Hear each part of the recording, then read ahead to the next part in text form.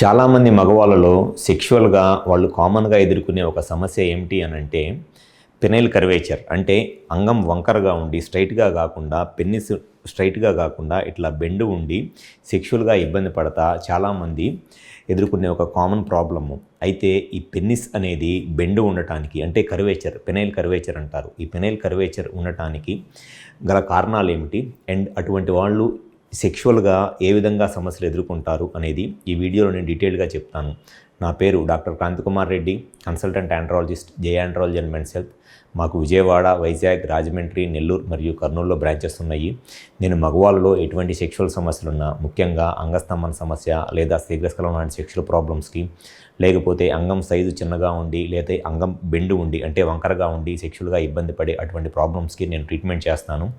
ముందుగా ఈ వీడియోలో నేను చెప్పదలుచుకున్న టాపిక్, కొంతమంది మగవాళ్ళలో సెక్స్ చేద్దాము అనుకున్నప్పుడు అంగం గట్టిగా అయ్యి అంటే పెద్దగా అయ్యి స్ట్రైట్గా కాకుండా కొంత ఇట్లా వంకరగా ఉంటుంది. కిందకు కానివ్వండి, పైకి కానీ పక్కకు కానీ కొంత వంకరగా ఉంటుంది. అటువంటి ప్రాబ్లమ్ని పెనైల్ కర్వేచర్ అంటారు. సో ఈ పెనైల్ కర్వేచర్ లేదా ఈ పెన్నిస్ బెండు ఉండటానికి ముఖ్యంగా 2 కారణాలు ఉంటాయి. ముందు వచ్చేసి ఒకటి కంజనైటల్ పెనైల్ కర్వేచర్ అంటారు. సో ఈ కంజనైటల్ పెనైల్ కర్వేచర్ అంటే వాళ్ళకి ఎరెక్షన్స్ వచ్చిన స్టార్టింగ్ డేస్ నుంచే, అంటే వాళ్ళు 15-20 ఇయర్స్ ఏజ్ అప్పుడు ఎరెక్షన్ నోటీస్ చేసినప్పుడు వాళ్ళ ఫస్ట్ టైం అంగం గట్టిపడినప్పటి నుంచి కూడా పెన్నిస్ బెండు ఉంటుంది. అది కంజనైటల్ పెనైల్ కర్వేచర్. అంటే అది మధ్యలో వచ్చే ప్రాబ్లం కాదు, వాళ్ళకి బై బర్త్ వచ్చిన ప్రాబ్లము. సో వాళ్ళ ఫస్ట్ ఎరెక్షన్ నోటీస్ చేసినప్పటి నుంచి కూడా పెన్నిస్ ఇట్లా కొంత బెండు ఉంటుంది అన్నమాట. అది 10 degrees ఉండొచ్చు, 30 degrees ఉండొచ్చు, 40 degrees, 60 degrees, 90 degrees ఎంతైనా ఉండొచ్చు. సో ఈ ప్రాబ్లమ్ని కంజనైటల్ పెనైల్ కర్వేచర్ అంటారు. అంటే ఇది వాళ్ళకి బై బర్త్ వచ్చిన ప్రాబ్లము. అండ్ సెకండ్ ప్రాబ్లం వచ్చేసి కొంతమందిలో పెన్నిస్ అనేది స్టార్టింగ్ డేస్లో అంటే వాళ్ళకి ఎరెక్షన్ వచ్చిన కొత్తల్లో, అంటే ఆల్మోస్ట్ ఒక 35, 40, 45 ఇయర్స్ దాకా కూడా పెన్నిస్ స్ట్రైట్గానే ఉంటుంది, అంటే నార్మల్గానే ఉంటుంది. కానీ తర్వాత స్లోగా పెన్నిస్ అనేది బెండ్ అయిపోతూ ఉంటుంది. దానికి రీజన్ వచ్చేసి పైర్నిస్ డిసీజు. సో వాళ్ళకి ఎరెక్షన్ నోటీస్ చేస్తున్న ఫస్ట్ నుంచి కనుక పెన్నిస్ బెండ్ ఉంటే దానికి కారణము కంజనైటల్ పెనైల్ కర్వేచరు. అట్లా కాకుండా స్టార్టింగ్లో పెన్నిస్ ఎరెక్షన్ వచ్చినప్పుడు నార్మల్గానే ఉండి తర్వాత 45-50 ఇయర్స్ ఏజ్ తర్వాత పెన్నిస్ బెండ్ వస్తుంది అనుకోండి, దానికి పైర్నిస్ డిసీజ్ అనేది ఒక ప్రాబ్లం, ఒక కారణము.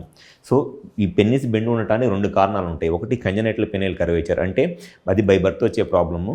అండ్ సెకండ్ వచ్చేసి పైర్నిస్ డిసీజ్, ఇది మధ్యలో వచ్చే ప్రాబ్లం. అంటే ఏజ్ ఒక 40-50 ఇయర్స్ ఏజ్ తర్వాత షుగరు లాంటి ప్రాబ్లమ్స్ ఉన్నప్పుడు వచ్చే ప్రాబ్లం అనమాట ఇది. అయితే ఈ పెన్నిస్ బెండు ఉన్నప్పుడు సెక్షువల్గా ఎటువంటి సమస్యలు ఎదుర్కొంటారు మగవాళ్ళు సెక్స్లో అనంటే, ఎప్పుడైనా సరే అది కంజనైటల్ పెనైల్ కర్వేచర్ కానివ్వండి లేదా పైర్నిస్ డిసీజ్ కానివ్వండి, ఎటువంటి ప్రాబ్లం వల్ల ఈ పెన్నిస్ బెండు ఉన్నా 30 degrees దాకా, అంటే పెన్నిస్ గనక 30 degrees బెండు ఉన్నా కూడా సెక్షువల్గా ఎటువంటి ఇబ్బంది రాదు. ఏదో ఒక రకంగా పొజిషనింగ్తో కొంత పెన్నిస్ ఇట్లా బెండ్ చేసుకోనో పొజిషనింగ్తో, సెక్షువల్ పొజిషనింగ్తో మేనేజ్ చేయవచ్చు. కానీ ఎప్పుడైతే ఈ బెండ్ అనేది 30 degrees కన్నా ఎక్కువ ఉంటుందో, 45, 50, 60, 70 degrees ఉంటుందో, ఇటువంటి వాళ్ళు మట్టికి ఖచ్చితంగా సెక్షువల్గా చాలా ఇబ్బంది ఎదుర్కొంటూ ఉంటారు. ఎందుకంటే సెక్స్ చేసేటప్పుడు పెన్నిస్ స్ట్రైట్గా ఉంటేనే ఈజీగా వెజైనాలోకి ఇన్సర్ట్ చేసి సెక్స్ చేయగలరు.